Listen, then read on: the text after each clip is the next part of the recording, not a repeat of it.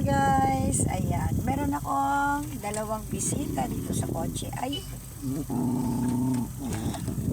ang gulo nasa likod. Ayun silang dalawa. Ano yan? Ano yan? Ayan, kasi stress na sila kanina pa. Ayan. Para hindi sila ma-stress.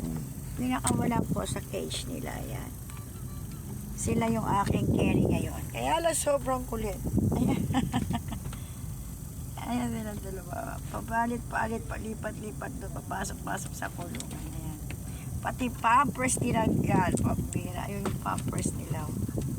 Ayan, naghaharutan sila. Ayan. Isang babae, isang lalaki. Para hindi nga naman sila ma-stress. Di ba? Nakaka-enjoy. Sa traffic mula alas 3. Paikot-ikot kami. Alas 5 na. O, 5:58 na. Ha? 2 hours na kami sa traffic. Grabe. Ganyan sa Pilipinas. Kaya papahinga na ako. Last 3